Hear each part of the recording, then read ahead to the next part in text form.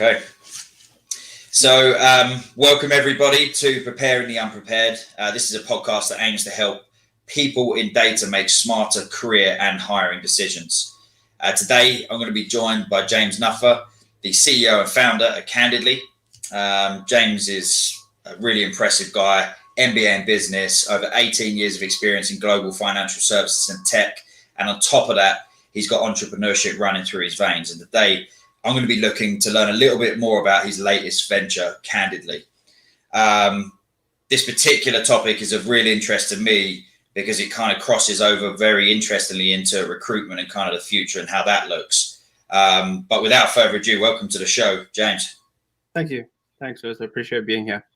Yeah, awesome. So look, the aim of today's show is to actually focus on unbiased AI-powered technical screening. And we'll kind of talk a little bit more about what that means, but we're going to be covering a bunch of different topics, everything from who James is, who CANDIDLY is, why the technical screening process is broken from our perspective. We're going to be talking a little bit more about bias in hiring and why that still exists. We're going to look at how AI can help your business make smarter hiring decisions. And then we're going to go into a little bit about the business and how you can actually benefit by using CANDIDLY to help make better hiring decisions. Throughout the actual conversation, we're hopefully going to be getting some questions from you guys as well. So if you do have anything you want to ask James or myself, feel free to throw that out there. But yeah, look, very keen to kind of jump straight in. Let us know where you're at, people, where you're tuning in from. But James, who are you and who's CANDIDLY? So me, I have a rather I don't want to call it unique story, but I was one of those individuals that started working when I was 16 years old. So the moment I was allowed to work, I went into the workforce. And then when I left school, I carried on straight into the workforce and found my way into computers. Just strangely enough, just by I'm actually going to use a South African word, which is called a fluke, but just basically means by chance, happenstance, that I actually found myself in computers doing desktop support and stuff like that, and realized that I really had this knack for technology and wanted to learn more about it and how we could use it. And so I started this career in the banking space, and I worked in banking for about 16 years. Learning different aspects of the technology space. I went on to into a leadership role, and what happened was I started leading teams in different departments. So whether it was the end user services, the databases, the Linux services, AIX, those kind of things, and networks. And ultimately, I started kind of getting this reach across Africa as well. So I should have said I'm from South Africa originally. And so the accent gave it away a little bit. I don't know. I have been confused for Australian a couple of times as well. Oh, I've been there. Yeah, I've been there. And so I started to learn a lot about the technology in Africa, and get a really good sense of the disparities in different countries in the technology space, and especially with skills and those kind of things. And what I found in my own personal journey was at one stage I was doing really well in my career. I had a successful role. At one stage I had a team of 600 people. I was running a $300 million budget. Wow. I had the experience in that space. But when I started to look for other opportunities outside of the organization I was working in, what I found was I was immediately getting disqualified or overlooked because I only had a high school diploma. And what happened is that I ultimately went and did my MBA. About 35 years old, I decided I need to get a degree because I've hit the ceiling. And once I got my my MBA, I automatically got all these offers for interviews, both local and international. And so I found just, these positions that I could have done before my degree that I was just overlooked for based on the fact that I didn't have that kind of qualification behind my name. It was my first kind of interaction with the unfairness in my own personal experience around the hiring process. And at the same time, I was doing my MBA, I was also taking the lead for a transformation of the bank I was working for. And it's a bank of about 45,000 people across Africa. and they wanted to move more towards this agile fintech type of organization, with continuous delivery, product focused direction, those type of things. And one of the core aspects of being able to do that was to build high performing product teams. And to do that, you need to understand what skills you have in the organization. And what I found when I started that process is I looked at these teams, and the only thing I could see is what people were paid to do. So we had all these role profiles of individuals, and we knew what they were paid to do. We just didn't understand what they could do. And so what happened is that we started to look at kind of this aspect of skills-based profile, skills-based understanding of what you have in the organization, and it proved to be a very difficult task. And so I was fortunate enough to have the opportunity to come to Canada a few years ago, and I started looking for work in Canada, and I'm from South Africa, and I wasn't getting any interviews. And I remember speaking to one of the recruiters here asking, why am I not getting interviews? And the response was, well, it may be or probably because of the fact that I don't have any Canadian experience. And so, this may not be the same story for everyone, but I have heard it a lot that, that kind of that non-verbal discrimination is happening. That for me, it was just kind of, I threw my hat in the ring and said, I've got to do something different. There's got to be some better way to do this. And it's about when I landed in Canada is when I decided to build Candidly. And basically around that, the concept of Candidly was around how do we create more equitable hiring practices in the process. And before I go on into that, I don't know if there's anything kind of you want me to touch on that I haven't, but happy to go in about the product itself. No, it's interesting because your story isn't unique in the respect of the challenges that you faced when looking for a new role. And having been on the recruitment side for so many years, I've felt that frustration when you've had a conversation with somebody, because as an external recruiter, you have to be unbiased, right? It's important for us to talk to everybody to ultimately try and find out who the best candidate is. Whereas businesses can't do that. They can't sit here and talk to 100 people because they just don't have the time. They've got other work to be doing. So I've seen some really, really good people that I've spoken to that have been rejected because they don't have the right credentials, or they don't come from the right location, or they haven't had X, Y, and Z on their resume. So instantly they're pushed out. And I'm like, what can I do to then, certainly with a new relationship or a new business, convince them that this is the person they need to talk to? And there has been times where I've been able to do that and they've gone, oh my God, and that person's been hired. But not everyone listens, right? Until you've built that relationship with somebody where they trust your judgment, they don't. Simple as that, really.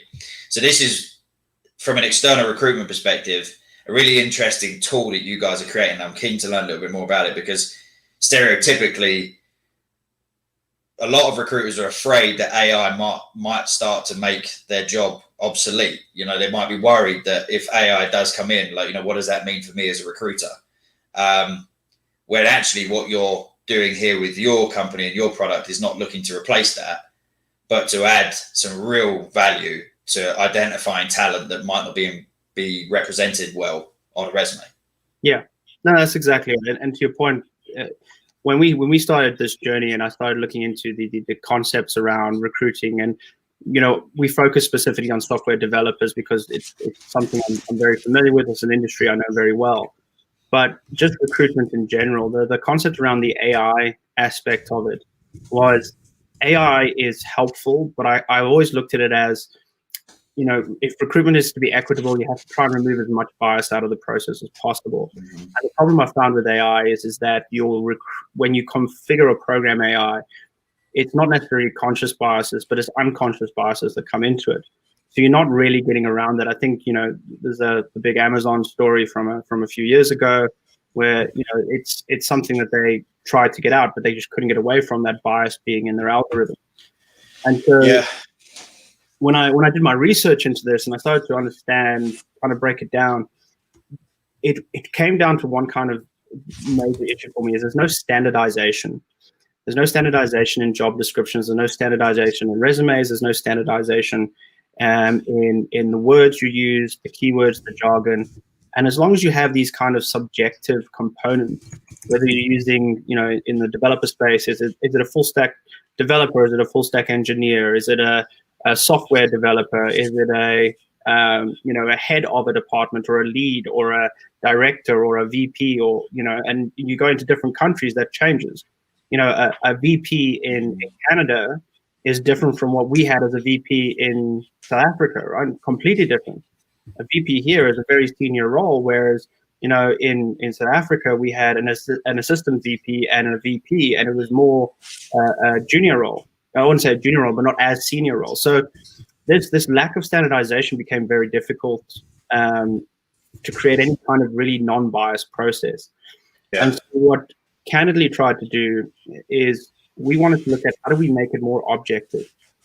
And so you cannot take bias out of the hiring process. That is, it's just not possible, because as soon as you have human emotion involvement in the process, you're bringing some form of bias to it. Whether it's conscious or unconscious is relative. So we looked at where could we remove bias from the process, and we looked at the screening process. So when you start screening for individuals, when you start using subjective search words, is, if you're looking for a qualification, education, work experience, a number of years experience in a particular skill set, those kind of things, it becomes very subjective, because you don't know what you need necessarily. The amount of customers and clients I've spoken with over the years around how they're just copying and pasting job descriptions, there's no real thought got into it. They may change a few bits around the responsibilities of the role, but usually they've just cut and paste a different role from a previous role they've used, and they put it in, and they're just reusing it. Yeah. And if you haven't got anything to lean back on, and you don't know what you're hiring for, then you're usually just pulling stuff off the internet. So you will search in roles and responsibilities for a software developer, full stack, and you'll get a whole bunch of templates, and you paste those in. And so what this really highlights is the fact is that nobody's really clear on what they need. They're more just kind of saying, well, I know that if I put a job out into the market, I'm going to get 300 or 400 applications, more than likely. And with those applications, I want to get the best. I want to get the cream of the crop. And I know if my job description is too unclear or too low spec, if you want to call it, then I'm going to get more unqualified individuals. So if I make it more qualified, if I add 3 or 5 years experience, if I add a computer science degree, I know I'm going to get a better quality of candidate. But it hasn't really changed anything. No. Because what we found is that you're not necessarily you're scaring away people that could do the job, or you're getting people that just blanket apply. So this, for me, one of my personal pet peeves is the easy apply function on LinkedIn and Indeed and all those kind of things, because the frustrations that candidates are going through about being able to, get noticed when they're applying in the job application process, that it's easier just to click the easy apply button and send it to everyone. So a spray and pray kind of approach. And what this is doing is just creating this cycle of issues, because the more applications, the more that employers or recruiters, internal, external, are going to rely on tools to filter out these individuals. And as soon as you start to rely on tools to filter out individuals, you're relying on a biased process. Whether you believe it or not, it's been programmed by somebody. And just because I might not have the right education, maybe because I don't come from a traditional background, doesn't mean that I don't have the ability to do the job. And so for Candidly, that's exactly where we focused on, is we said, well, why don't we just focus on who has the ability to do the job first? Start the conversation there. Because, I'm going to maybe interview 10 people shortlisted through an ATS because they've got all the right keywords, but it doesn't necessarily mean that they have the right job. And also doesn't necessarily mean that their resume is not misleading. I don't like to use the word untruthful when I talk about resumes, but I believe that everybody likes to embellish their abilities and capabilities in resumes. And I've just seen it so much. I spoke to one developer not so long ago, and I said, you build a skills profile on our app, and it says you're a beginner in these skills. but I've got a copy of your resume here and it says you're expert. And he says, no, I'm actually beginner, but I put expert because that's the only way that I'll get a nod for an interview. Yeah, I see that a lot. And to your point as well, in terms of, first and foremost, one of the biggest challenges is why are businesses just pulling information from the internet and creating a job description? Like, clearly that firstly says, do you really know what you're looking for? So I think before we even get into talking about applicants, you need to figure that out first as a business. What are you hiring for? Yeah.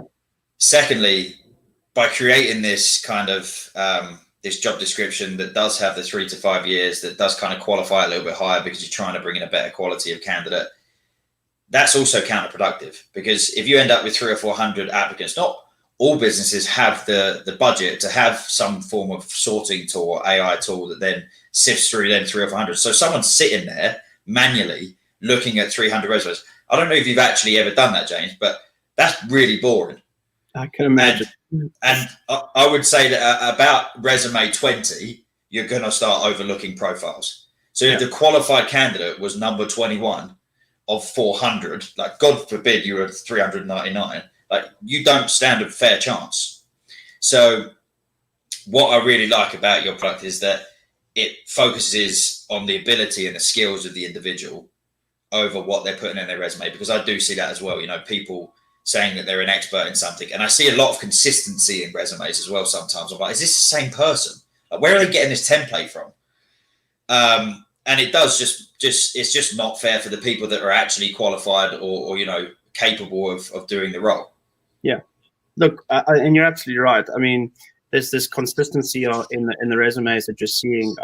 You know, I spoke to one of the developers on our platform who came out of a well-known boot camp. And, you know, we were talking through the process that after they get their qualification, you know, how does the boot camp help them, you know, get roles and stuff. And one of the tools they advised them to use was JobScan. Now, this was a tool that I was advised to use when I first came to Canada as well. And some of my colleagues that work with me, you know, when they were looking for work, were advised it as well. And what JobScan does is literally takes your resume, takes the job description, identifies the keywords in the job description, and tells you what words to change in your resume to help you have a better chance of being picked out in the screening process. And, you know, as more people use these tools, the more that you're going to start to see consistency in the wording that they use, because the tool's spitting out the same words for the same job. Yeah. And this is the problem. It's what I like to call is it's the Goldfish Pond, because more and more the people that are relying on these tools that have similar results, you start to become goldfish. You know, how do you spot the different goldfish in a bowl of goldfish, right? Yeah. And so they all become the same. And as more people start looking the same, the harder it is to distinguish between the talent. And so that just creates more and more need for candidates. And I'm not only talking developers here, but just candidates to find ways to stand out in the pond of goldfish. And that's when you start to get down this misrepresentation, because it's not about I want to lie or I want to misrepresent myself. It's how do I get Lewis and 350 resume that he's looking at to notice me? Because on average, recruiters are only spending about 6 seconds looking at every resume, right, in the screening process. And they're looking for keywords to pop out. But if everybody's using the same keywords and they all look the same, you know, you're going to take the first candidates that match what you're looking for, because it's easier than going through the 300 to kind of decide on the first 10 you saw anyway. Yeah, and that sucks, because, you know, it is difficult to go through that many resumes and it feels unfair. But sometimes, you know, if you're not technical and you are recruiting for developers, you are only looking for keywords. Yeah. Because how do you know what they did on a project in depth? You don't. You know, that's the hiring manager's job typically. But again, what I really like about your product is you're solving a business problem as well, which is a problem that's being discussed quite widely in the market right now. And that's again, bias. By creating profiles on Candidly, you choose purely on their performance on the tests that you guys provide, right? Or you have online, as opposed to whether they're a white middle-aged man or not. Yeah, is probably the challenge that we're all trying to overcome. But you create diversity in the right way this way. You know, you're not just hiring females because it's good for the team and it's good for the business. If they're the best person for the job because they perform the highest on your tests, then you hire them, or you at least consider them before you see what they look like, where they come from, you know, all those kind of things. So I really like that about the platform. And I think as an external recruiter, I could leverage that. You know, you could go to a client and say, look, I've got 10 people here that have scored 95% on the Python test. Do you want to take a look at them, or do you want to, you know, have a look at these guys who scored 70%? They're going to go with the people who scored the highest, right? As opposed to where they're from. But all those 75% were from Google, let's say. Yeah.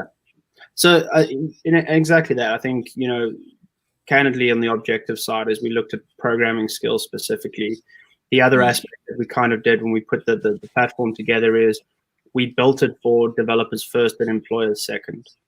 So when we researched the market and we looked at what's out there, pretty much everything just felt B2B. And even if they said they were B2C, it still came out more B2B. It was always about how do I enable and support the employer to get the right candidates, you know, the best fit to the top 10 or 15%, which, you know, for me is one of the big issues in the market at the moment. And when we summed it down to it is that a lot of these platforms are around disqualification. How do I take 400 people and disqualify as many as I can to get to the 10 or the 12 that I can send forward to a client, or I can invite to an interview, whatever it may be. And Candidly was built on identification. So we encourage people to come at any level of skill, at any, you know, if they're just starting out or they, you know, they've been doing it for a couple of years or longer, because Candidly's purpose is not about right or wrong. It's about understanding what level of knowledge you have. And this is the difference between what assessments are based out in the market and what we're trying to do. You know, if you go to, if you use an outside tool to assess technical skills, you're using it to qualify or disqualify someone. And what we want to do is, I don't want to disqualify anyone. I want to know what level they're at, understand what level of knowledge they have in any particular skill set, and then match them with an employer that's comfortable to hire at that skill set. So the key thing that I've kind of found is that Candidly is more like risk mitigation. But what we're doing is when an employer searches for a particular skills, they're searching based on a technology stack they have, not on a role description or experience or qualifications. They're basically saying, this is my technology stack. I'm looking for a developer to help me support, build, maintain this technology stack. These are the skills that I'm looking for. And what Candidly is doing is Candidly is building this pool of developers, and we're pre-verifying their level of knowledge in any particular skill set. Yeah. And what we do is we attach a confidence to it. So the more interaction that we have with any particular developer, the more confidence we build in that particular skill. So we're not talking about sending an employer a complete profile with, you know, 12 programming skills and all 12 have been verified and all the high confidence and all the expert. What we're saying is we're creating this pool of variety. We're showing you developers that are junior, that are just starting out. We're showing you developers that are intermediate, showing you developers that are senior. We're showing you developers that are strong in some skills and weak in others. So you can see these areas of development. But what we're doing that's really different from what's in the marketplace at the moment is, as I said, we built it for the developers. So we're collecting this information through our challenges that we present to developers, and we're feeding it right back to them. So the one thing around Candidly, what I've tried to move us away from is we kind of get this brand of saying you're just another recruitment platform, but we're not. We're an employment opportunity marketplace, because our goal is not to get people hired. Our goal is to create the environment where employment opportunity can happen.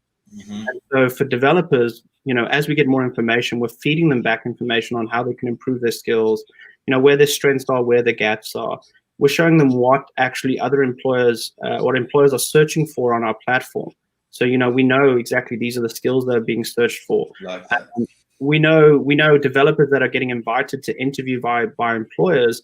We can do peer comparisons, and this is something that I'm really keen to see how we develop it out over the next few years. Is this true peer comparison aspect? Yeah, I where like that. comparing roles to roles. You're actually comparing skills to skills. So I can look at an individual and say, this person is a web developer with JavaScript, HTML, CSS, React.js, and Node.js, and SQL. And I can compare them to everybody on our platform that has the exact same skills and has taken the exact same challenges.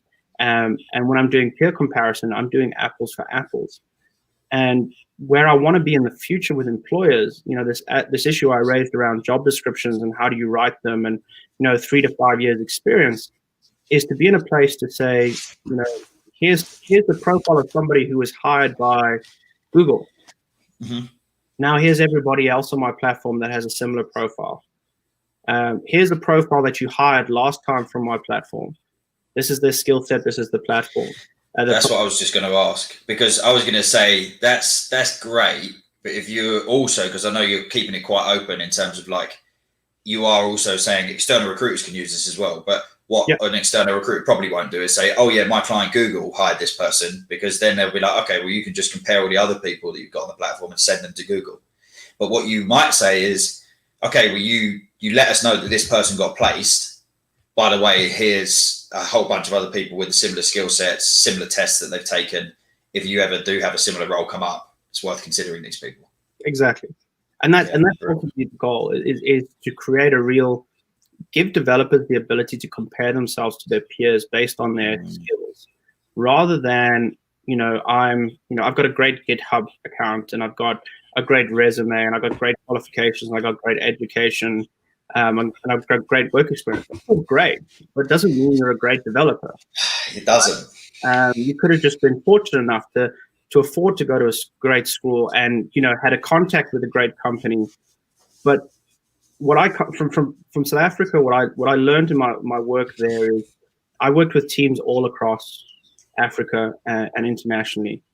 And, in Africa, there is a lot of people that get access to education in the non-traditional ways.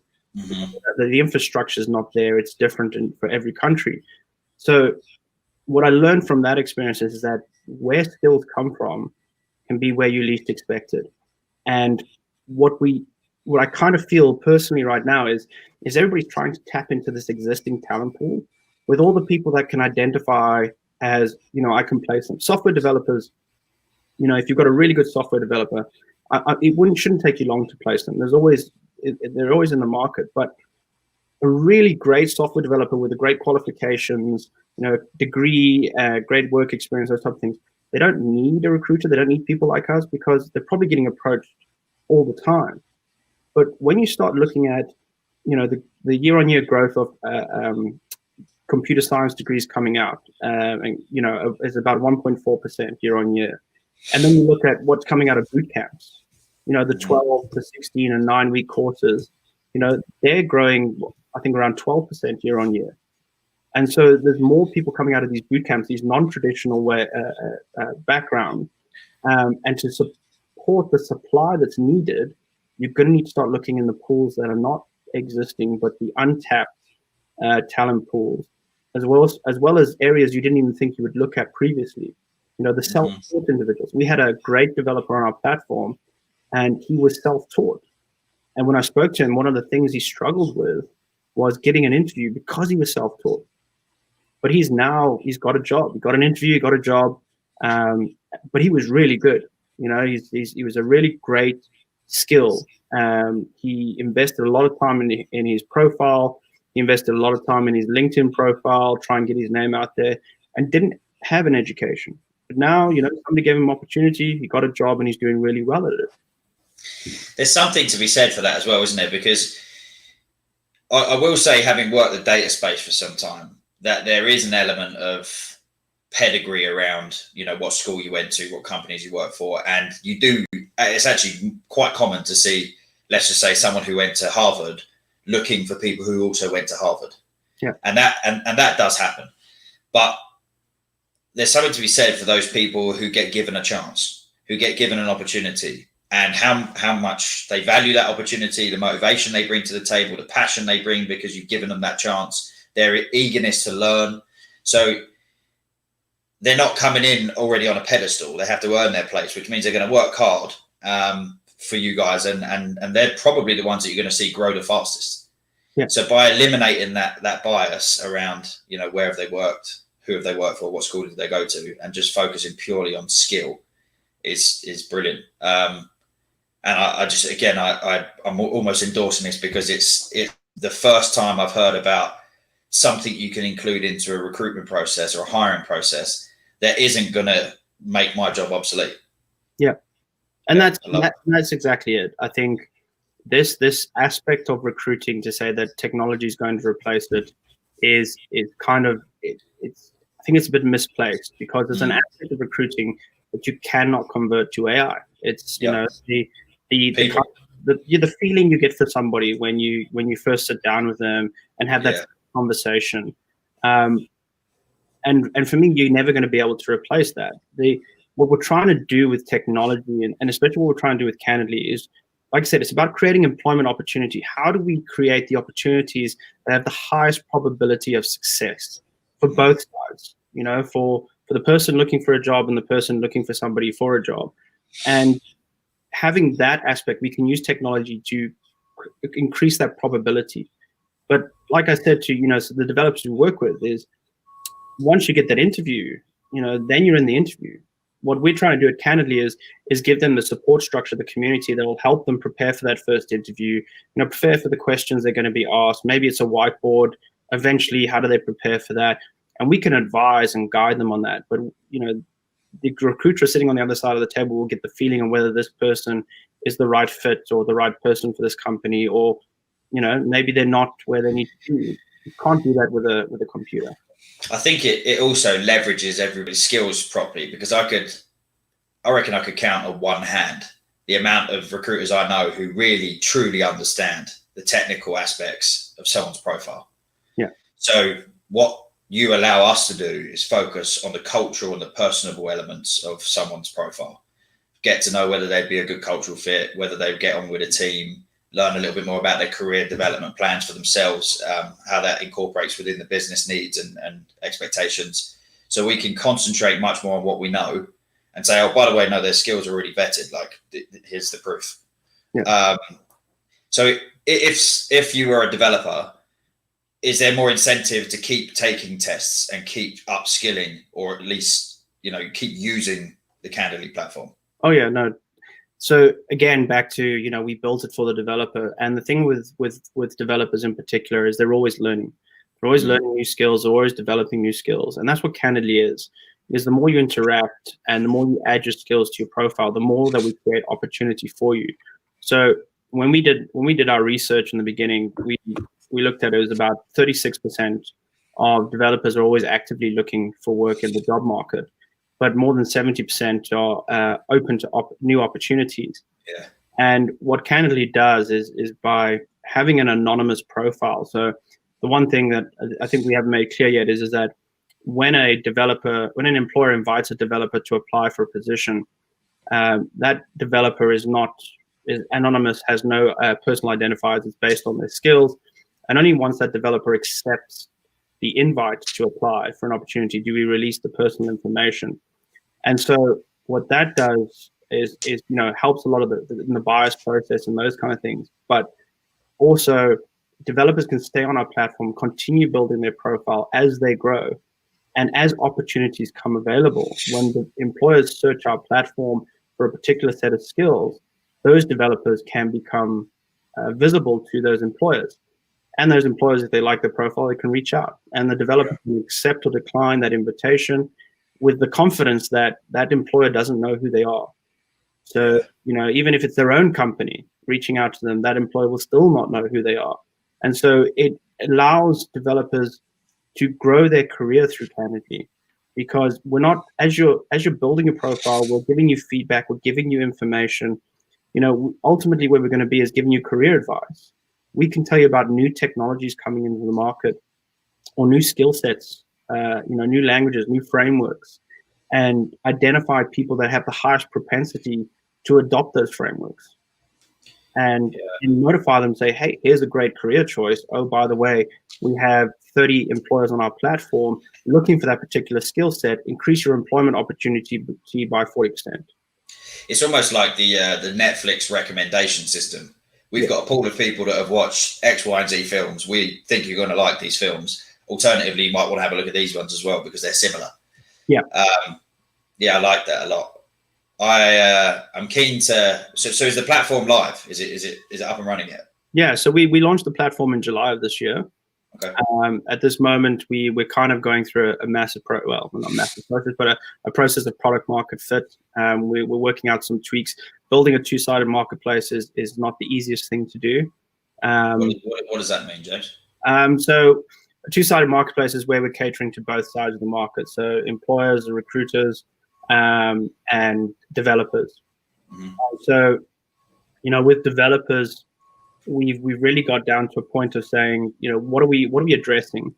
And maybe just to some of the earlier points that I was referring to is, we initially thought that the core purpose of the platform was developers was, I want a job. And when we really dug into it, what we found is it wasn't I want a job, it was I want to be noticed.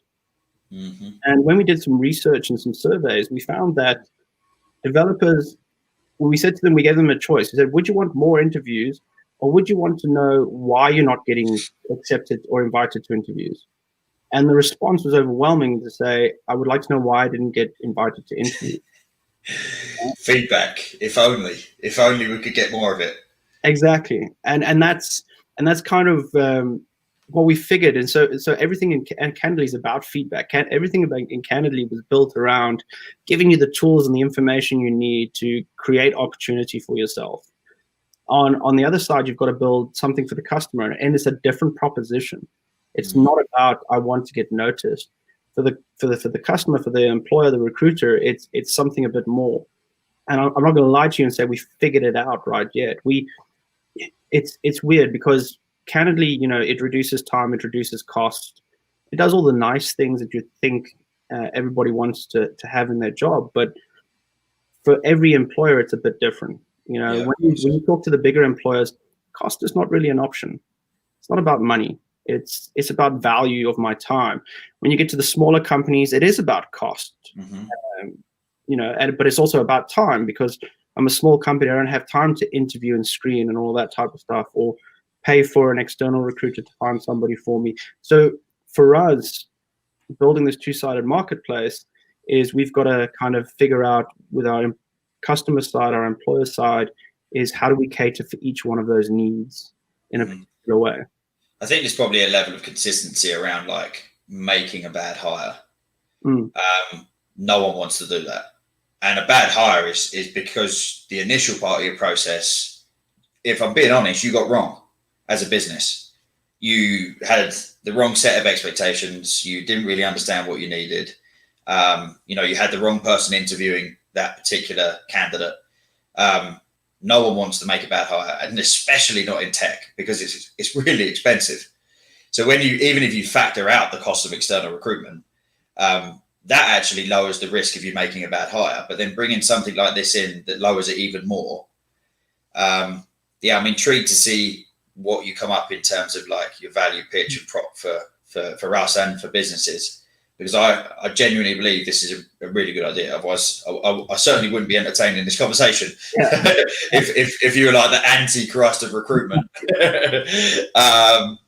But no, I think it's exciting. It's really exciting. Where do you see the company in kind of like 5 to 10 years? Is that too far to look? No. So the thing for us is that we believe that using skills as the basis of our approach to screening, and that will create more and more opportunity outside of just our existing space. So when you look at it, when I started thinking about this in the beginning, and I had these grandiose ideas of what Candidly could be, but I've kind of settled on some of the really key aspects that I think we can help with as Candidly collects more data and understands what skills are in the market. Is things like, if you think about government, think about immigration policy. Immigration is a big thing, especially in the technology space at the moment, because there's not enough skills. But what if you're able to identify the skills in your region and exactly where they are, and where there's a shortage and where there's a surplus, and how that would inform your immigration policy. You could think about it in hiring strategies, technology strategies. As an organization, if you want to adopt a new technology, what does the market for those skills look like? Can I see those skills in the market? If I decided to move to this technology today, could I go into the market and hire those skills? Is there enough of them there? And where are they? Yeah.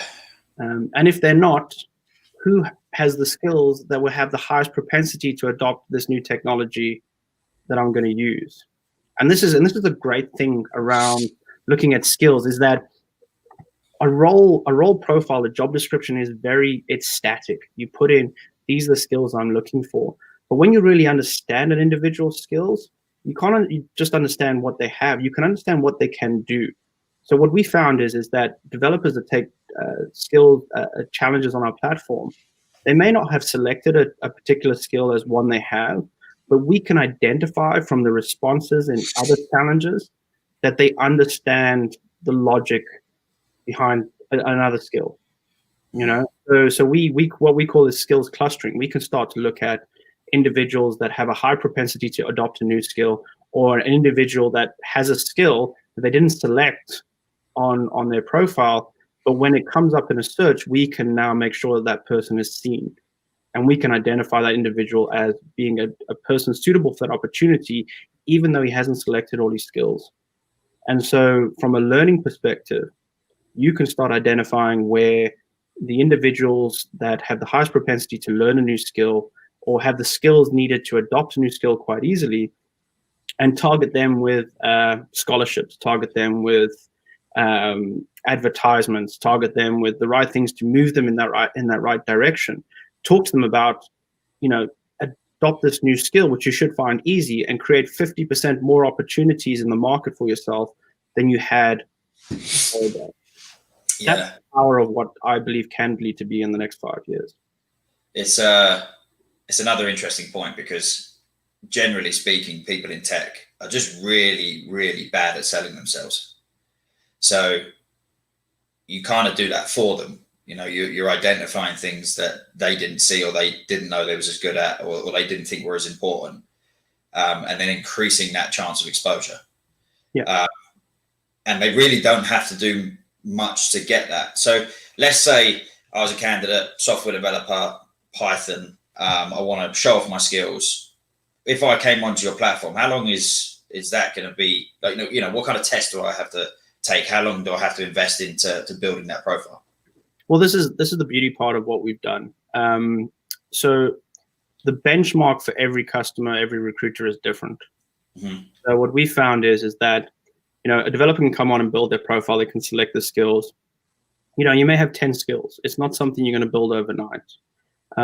But you can also just focus on a particular set of skills that you're strongest. But when it comes to the screening process, it's a bit of a lower bar than, the hiring interview process. Okay. Because what we found with employers is that some employers, depending on their desperation, I should say, can't think of a better word for filling the position, is they will look at a candidate and say, oh, he's strong in Python and SQL. And those are two key skills. And he hasn't taken much challenges in these other skills that he says he has. I'm willing to take the risk and interview this person because there's a good chance he may have all of these skills if he has Python and SQL. If I'm not in a rush to hire somebody, I may look at the profile and go, I want to see people with more confidence in their profile, that have spent more time and invested more time in it. And so I'm a bit more picky around it. And I might be a company with a great brand. I might be a company that struggles to attract people. And how I look at candidates is different as well. If I was a business and I did see a profile that I liked, or at least I was somewhat interested in, and they had 75% of the skills that focused on their profile in terms of like skilling up and taking the test for, can they request to say, well, we kind of like the look of that person, but we want to see whether they are good at SQL or they are good at, another technology? Is there a way of the company requesting that? Yeah. So the company can actually track individuals on our platform. So there's one of those things around creating opportunities. You may find a candidate you like and say, I'm interested in learning more about this in this skill, see if he's got qualifications in it. And they can follow him and we can notify the developer. And what we're doing here is is a developer can keep getting notifications to say, you know what, 1, 2, 3, 4, 5 employers have now requested are following you to see how you do in SQL. Spend more time in building your SQL. All right. So we're creating that opportunity for them. And that goes back to the core purpose of what we're trying to do. It's not about recruitment. It's about creating that employment opportunity. And you do that through information and valuable, meaningful, and relevant information. I think it's really interesting for people of all skill levels. I get asked a lot, what should I be focused on? You provide that information. Invest time into what you're good at, and we'll tell you what else you need. Exactly. And in technology, it's fantastic. If you actually lay it out, you can, we call it skills clustering, but it's been done multiple times before. Is you can see the skills that have high correlations together. So strong relationships between particular programming skill sets. And what we're doing in Candidly is we're doing something very similar. As we're saying, you have these set of skills. Here's your kind of skills in relationship level 1, skills in relationship level 2, 3, 4, and how you can build that out to create the best employment gap or employment opportunity for you. And we can see from what's in the market, data from websites and job postings, as well as employers on our own platform, what's most skills in demand. So, you can put the time and effort into things that will create the most opportunity for you. Nice. I guess my last question around this, to be honest, James, is what does it cost? So for developers, it's free. So one thing that, again, right from the start is I wanted to build something for developers to give them more control over their own employment opportunities. So no barriers to entry. Everybody should be able to come. And one of the core values, I think I mentioned it, is come as you are. But Candidly is whether you are just starting out or even today you decide you want to learn a new skill, you can come on Candidly, you can create your profile, you can take challenges. We'll tell you don't really know anything yet, but at least we're going to be able to tell you where are the areas you need to learn in. And where we want to be down the line is, these are the areas you need to learn. Here's YouTube videos you can go watch. Here's white papers. Here's communities. Here's online courses. Here's virtual classes. Here's physical classes. Here's scholarships you can apply for, whatever it may be, but everything that they may need to help grow them on that journey. And so we didn't want to put a cost on that. We wanted to make it as accessible to everybody who wants to do it. And then on the employer side, what we do is we use a subscription model, and employers can subscribe to access our database, our pool of growing developers, at $4,800 a year. Okay. Wow, that's really well priced. Yeah. Yeah. For a second there, I was like, a month. Okay, that's not bad.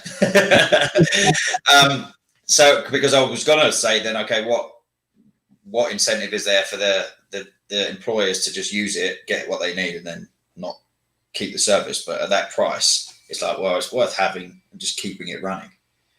So that you can track the people and the development and stuff like that over time. And that's exactly it. The one thing, recruitment, and not to disparage it, is very transactional. I need a role. Yeah. Role. Mm-hmm. What Candidly is trying to do is trying to create opportunity. And to do that, it can't be transactional. It has to be relational. And for us is, you as somebody who's looking for talent all the time, you want to have that pipeline. You want to see who's coming down the line. You want to be able to incentivize these individuals. So, if you want to attract specific demographics, those kind of things to the talent space, to the technology world, you've got to create an avenue for them where they can see their progression. They can see that at the end of their journey, they're going to get something out of it. And when we start creating these relationships with our customers, we're saying is that you're not just finding the person you need now, you're actually helping us influence the pipeline for the next 2, 3, 5, 10 years. Because we're saying, here's somebody on our platform, they've hired so many people, this is the type of culture, this is the feedback we've got, this is a great company to work for, or this is a great company to work with. And we're feeding that information back to these people, and we're setting the benchmark and saying, company X or, whoever it is usually hiring at this level. They kind of invite people with these skills at this level of skill, this level of confidence for interviews. This is where you are. This is where you need to be to get into that field. So now you have a way to progress. You have a way to get there. And that sense of, having an end result or something you can achieve and know that there's a result at the end of it is so much more powerful than entering a market and going, when will I be attractive? When will somebody look at my resume and go, this person I'll take a chance on? Yeah, people just don't, if I'm being honest, people just, again, like, they don't know how to sell themselves. They don't really know how to use LinkedIn properly. There's only a finite amount of people that actually do, and then use it consistently. I think also there's a lot of people that might at some point in their career say, I want to work for Amazon, or I want to work for Google or Facebook, whatever it might be. And if you had a benchmark to say, well, you need at least this to be considered, at least then people have something to work towards. It gives them targets. But to kind of wrap this up, firstly, I just like the kind of fact that this business has been built on your personal experience. So you felt the pain and you understand why you've built the business. And I don't see that often enough. So I think that's going to really drive your success. Secondly, I think it kind of encompasses the title of my podcast, Preparing the Unprepared. When the pandemic hit, no one was prepared. By using Candidly, you'll always be prepared. Yeah. So by constantly updating, constantly staying in touch with the market and how it's moving, with, by the sounds of things, very little effort, you're just going to create a much better opportunity for yourself, not just to secure that next job, but the next one and the next one and the next one. So yeah, that's kind of why I wanted to chat with you, because it's the first time that I've seen anything like this. I'm really intrigued to see where you guys go and how we can kind of incorporate that with external recruitment and the relationships we have, which is obviously going to boost your brand as well. But I really appreciate you coming on the show, James. Thanks so much. And like I said, really excited to see where Candidly goes from here. No, thanks. I appreciate you having me, and I love talking about this stuff. So any chance I get, I'll jump at. So I appreciate it, Lewis. Thank you. Yeah, no worries. I will say that at the start of this, for some reason, LinkedIn has decided to pick and choose when it tells people that we've gone live. I think Michelle was mentioning that there was a few people that actually couldn't find the link. So if you noticed me at the start, I was listening to you, but I was trying to ping over the link that some other people already had. I don't know. LinkedIn's a funny old place. So as you all know, I run this podcast every Thursday at 11 a.m. We have a bunch of really interesting guests coming up over the next few weeks, and I'm going to be looking for some more as well going into 2021. We will be pushing a lot of this content out on our Spotify, Apple Music channel, YouTube channel, and LinkedIn. So if you have any questions or you didn't get a chance to watch it this time around, keep an eye out for those links. But thanks for coming on, James. Really appreciate it. No, my pleasure. Thanks, Lewis. Awesome. Cheers. Cheers. Bye.